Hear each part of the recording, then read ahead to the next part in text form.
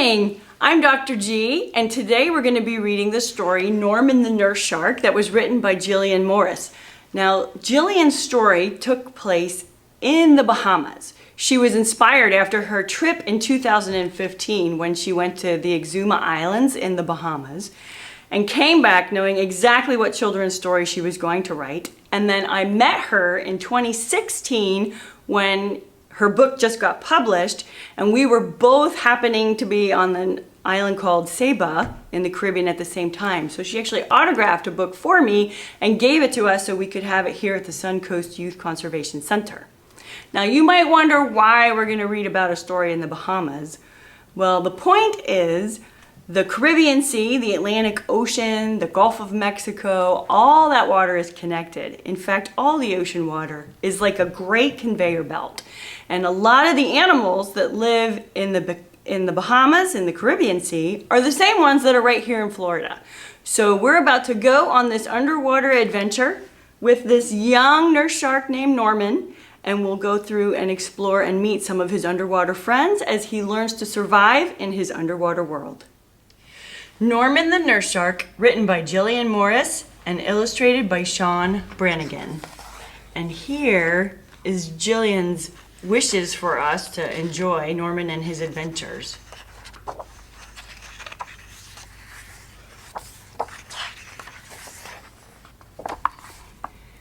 Norman peeked out from under a ledge as the school of yellowtail snapper swam past. He was alone and could not keep the tears from falling any longer. He tried to be big and brave, but he was very small and very scared. Exhausted, Norman dozed off. Flop! A great commotion woke Norman up as underwater whirlwind of sand, plastic, and starry fins bounced off the surrounding coral heads. Norman cautiously peeked out from under the ledge where he was hiding and stared in amazement as the strange creature spiraled across the rocky bottom. Floop! Floop! Shouted the strange beast as it ricocheted off a purple sea fan before coming to a dizzy stop in front of Norman.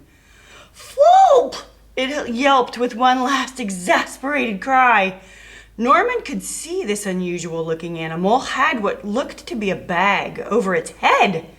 Norman wiggled out from underneath the safety of the ledge and approached the bizarre creature. Look at this bizarre creature. He thought for a minute and realized if he could suck a small conch out of its shell, he just might be able to help. Norman moved towards the creature cautiously and with all his might sucked the bag right off and into his mouth. Norman coughed and sputtered as he spit out the bag. It was made of plastic and tasted horrible. He had seen a lot of these floating around the ocean and knew they were bad news. The creature, overjoyed to be free, swam rapidly to the surface and leaped towards the sky. Norman felt his heart fill with sadness. Once again, he was on his own. To his surprise, though, his new friend returned and settled on the sand in front of him. "Thank you for helping me. My name's Patrick, the Spotted Eagle Ray," he announced. "What's yours?" "I'm Norman I don't actually know what I am," Norman mumbled as the tears streamed down his small, spotted face. "Don't cry, little friend. You helped me, so maybe I can help you," Patrick offered, gently touching Norman's head with the tip of his wing. Norman was excited to have a new friend. "I am lost and scared, and I need to find my family." "Well, this is your lucky day," said Patrick with a smile.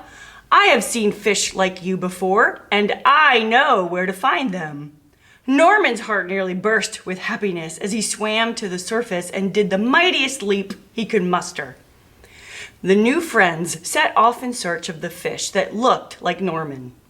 They cruised along the reef edge for several hours, and Norman shared the story of how he became so lost with his new travel companion. "It was like any other day, and I was snuggled up with my brothers and sisters amongst some mangrove roots.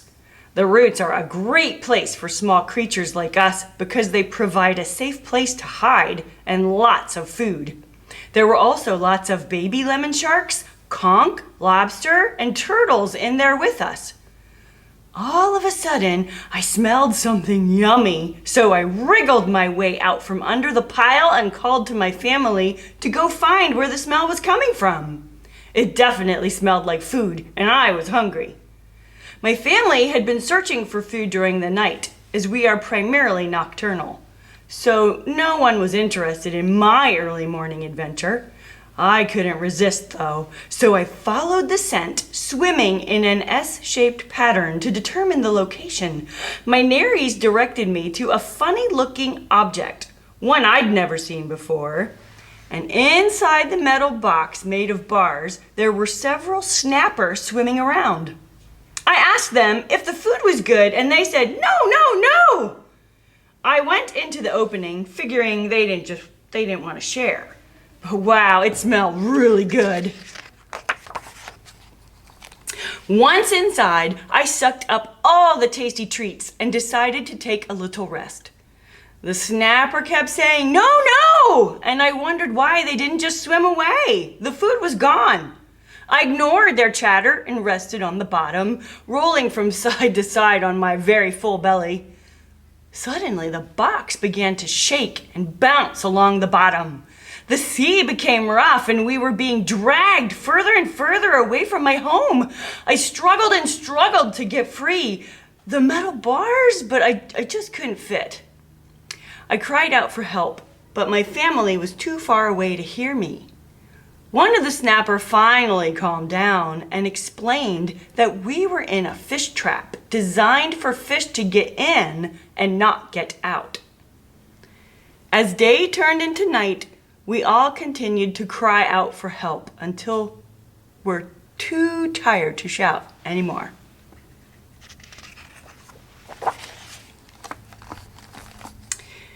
Bang! Crash! Norman shouted as he continued telling his tale to Patrick, whose eyes were wide with amazement. The trap had crashed against a coral head, causing the damselfish, wrasse, and French grunts to scatter and the Christmas tree worms to retreat into their tubes. I tried to wriggle out again, but it was no use. We were all trapped. After what seemed like days, the trap began to move upwards towards the surface. The snapper again began to shout, no! Within a few minutes, we were out of the water and on a boat with humans. I huddled in the corner, too scared to move. I pumped my gills to breathe, but it was very different than being in the ocean. I started to feel lightheaded, and the light was very bright, hurting my eyes. I watched as the snapper flopped around. The men on the boat began to speak. One man asked, "What do we do with this one?" "We have to throw it back," the other responded. "The Bahamas is a shark sanctuary, so we can't keep him." Okay, well, you get him out," the other replied. The large human hand opened the trap and lifted me out and back into the water. I swam as fast as I could to safety of the coral ledge, which is where I met you, Patrick.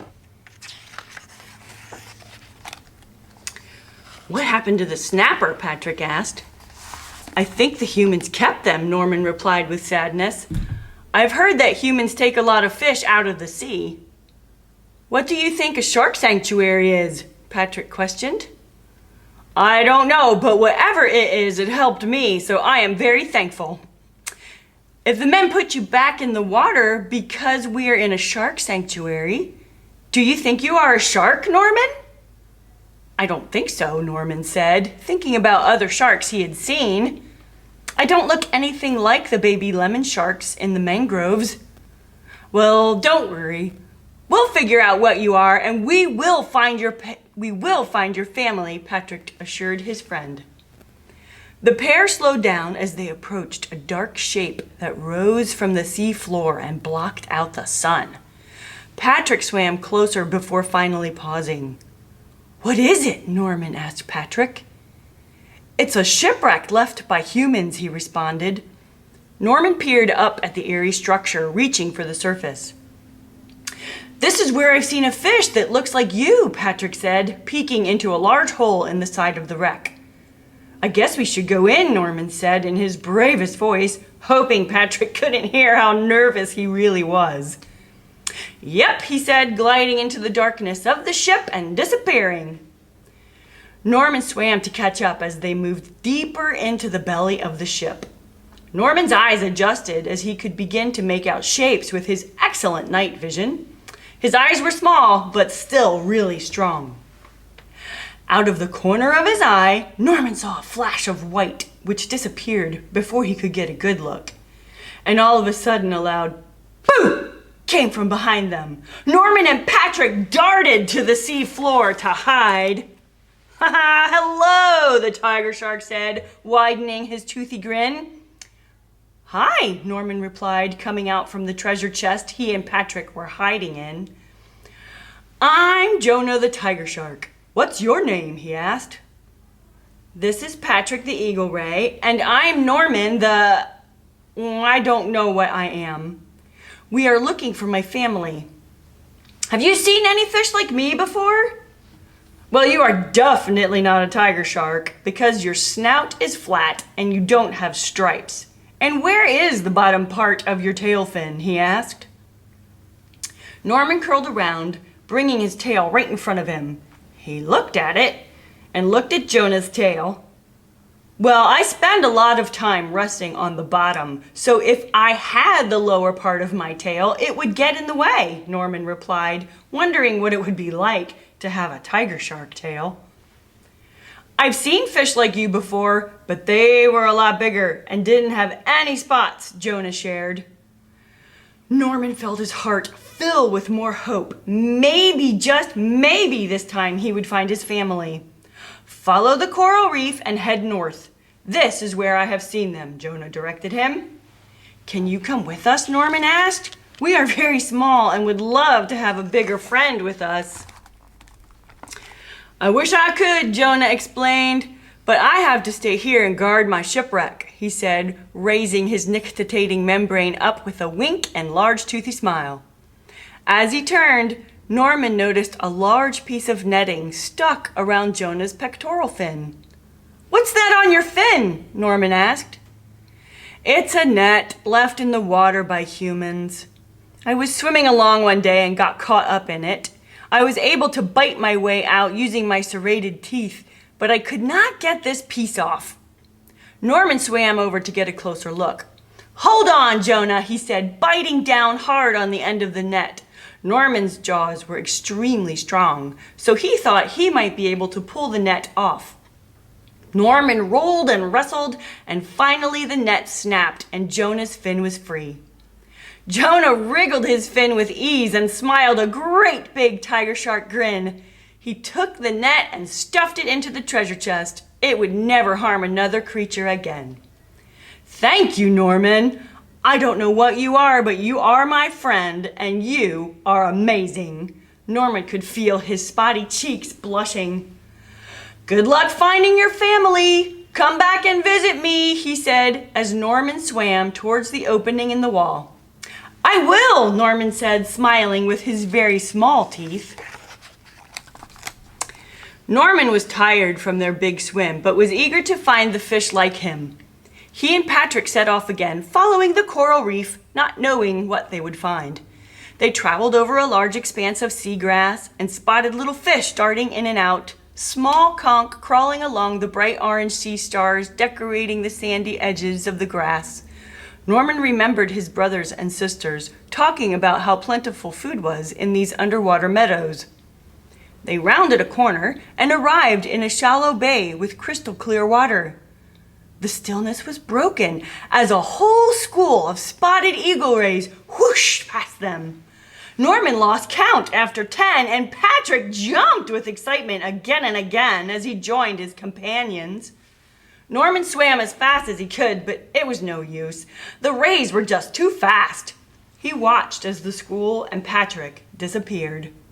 Norman sunk to the bottom. He was alone again. A boat engine startled Norman as it passed over him and headed to shore. He stared as a set of feet started swimming towards the boat, followed by another. Several other feet were now swimming around the boat. Norman swam closer to get a better look. Norman peeked his little head just above the water and saw the giant swimming animals getting food from the humans. They were big, loud, looked a little furry, and did not seem like ocean animals. He spotted a smaller swimming creature just on the shore, and being as brave as he could, Norman swam over. He stuck his head out of the water and said, "Hello," to the little furry creature. "My name is Norman. What's yours?" "I am Lulu," the little pig squeaked. "Are you a sea creature?" Norman asked. "No, I am a pig, but I am learning how to swim," she replied. "What are you?" she questioned. "Well, I am not an eagle ray or a tiger shark. And I am pretty sure I am not a pig, but I don't know exactly what I am." Norman told her his story. "Have you seen any fish like me before?" Norman asked, with his hope fading fast. "Yes, I have seen them swim by before, and they always head that way," Lulu said as she raised her snout and pointed. Norman thanked Lulu and headed back towards the reef. He was swimming along when a massive shadow appeared in the distance. Norman could make out the shape of a barracuda and knew he had better find a hiding place and fast. He wedged himself as far back under the rocks as he could and held as still as possible, his spots and markings helping to camouflage him. The giant barracuda moved very close, its large pointy teeth gleaming in the sunlight. It took all of Norman's might not to start shaking. The barracuda did another pass and faded into the depths. Norman slowly wriggled out from his hiding place. His skin was made of dermal denticles, which were really tough, so the rocks didn't hurt him. It had been a long and scary day, so Norman decided to find a nice ledge to rest under for a bit. Norman felt the urge to look for food as darkness fell, but he was not feeling courageous. He would wait till morning and continue his journey. Unlike other types of sharks, Norman could draw water into his mouth and over his gills, meaning he did not have to swim to breathe. After a while, he decided it was time to keep moving. He hugged the reef line, keeping an eye out for possible predators. Several hours later, Norman found himself in a mangrove-lined channel filled with clear water and lots of bonefish. Swimming up the channel, he rounded a corner and came into an opening with a large wooden structure. Seeing boats tied to the dock, Norman realized he must be in a marina. As he moved closer, a human face appeared from under the dock, giving Norman quite a fright. Norman remembered the men on the boat and how the snapper had not been put back in the water. He remembered the fishing net stuck on Jonah and the bag stuck on Patrick. Norman was by himself, very small and very, very scared. The face smiled and tossed a piece of fish in Norman's direction. His curiosity and hunger had been what got him into this predicament, but Norman couldn't resist. He swam over and sucked in the fish. The small human fed Norman a few more pieces, waved goodbye, and swam to the dock. Norman found a crevice under some rocks to hide out. He was lonely, but he liked his new human friend. For months, Norman and the boy met each day to eat and swim. They explored the mangrove channel and played hide and seek. Norman's spots were beginning to fade, so he had to find better hiding places. Norman was resting comfortably after a day of adventure when a shadow glided quickly overhead. "Norman! Norman, are you here? Is that you?" he heard a voice call out. Norman peeked out to see Patrick whirling around in the marina. "Patrick!" Norman shouted as he reached over to his friend. Norman snuggled up under Patrick's wing and felt joy. "I am so sorry that I left you. I got so excited jumping out of the water with all of my Eagle Ray friends that when I finally stopped, I realized you were not with us." We have traveled quite a distance, and when I got back to the bay, the little pig told me you were gone." "It's okay," Norman replied. "I am so glad to see you. How did you find me?"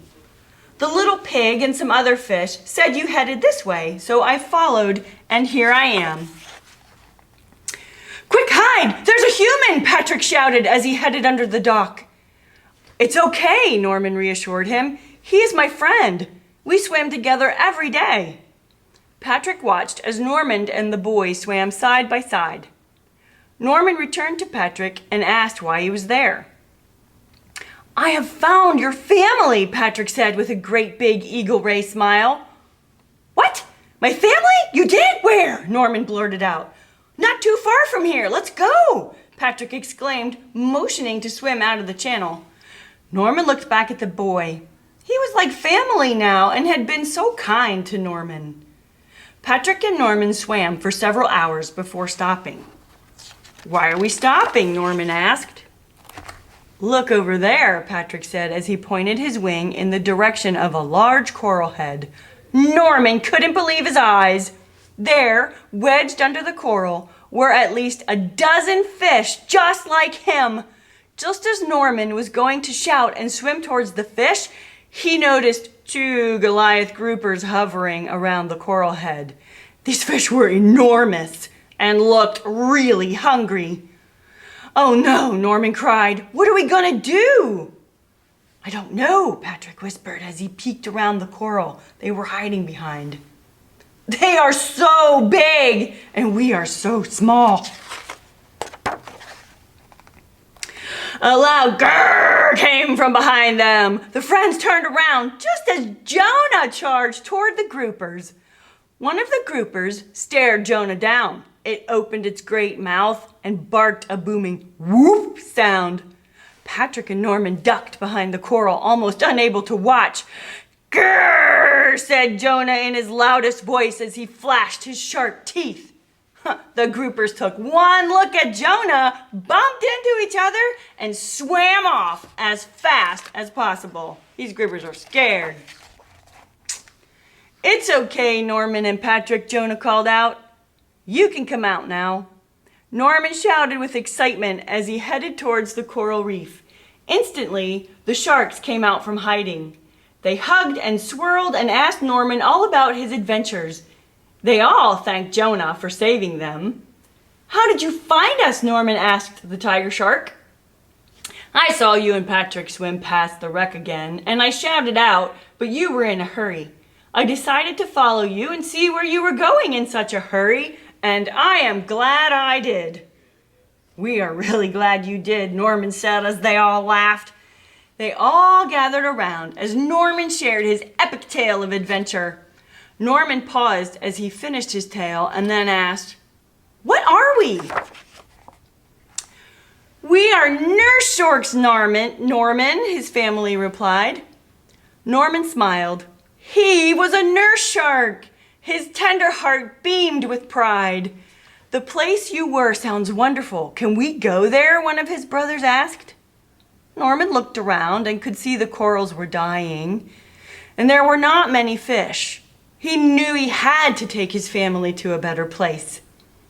"Yes, let's go," Norman shouted. He and Patrick led the way with Norman's family following behind. As they swam past the shipwreck, Jonah said goodbye. "Thank you, Jonah," Norman said as he hugged his friend. They continued on for several hours before reaching the channel. Norman headed directly to the dock and rested on top of it. The boy came running over and smiled, overjoyed to see Norman back. Norman's family followed him, and one by one, they piled onto the dock. Patrick called to Norman, hugged him, and said goodbye. "Thank you, Patrick, for helping me find my family and figure out what I am. Come back and visit. You always have a place in our new home." Norman was sad to see his beloved friend leave, but he knew he would be back. Norman nestled into the pile of his brothers and sisters and happily munched on fish snacks from the boy. He was Norman the nurse shark. He had found his family, and he was home. So, that's the end of Norman the nurse shark, and now we're gonna go learn a little bit about the sharks. So for those of you who are a little curious to learn more about nurse sharks, you can see here on the floor we have some life-size nurse shark and tiger sharks that give you some perspective of just how big these fish can be as adults. So here on this little ruler, we have our little 12-inch ruler or 30-centimeter ruler. That is about the size of Norman the nurse shark as a baby. So a mama nurse shark can actually produce between 21 and 28 pups when she gives birth. So Norman had lots of brothers and sisters, as you can imagine them all huddled under the mangroves. But when Norman grows, you can see as an adult, this nurse shark can be between 9 and 11 feet long.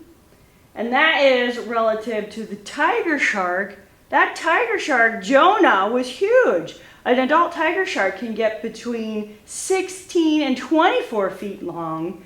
So the 16 feet, that's probably about 4 of you, if you can imagine how tall you would be if you stacked 4 of you on top of your shoulders. But 24 feet, that means if your dad is about 6 feet tall, imagine 4 of your dads stacked up on each other. That is how big Jonah was in the book. So you can see he was quite the protector of Patrick and Norman.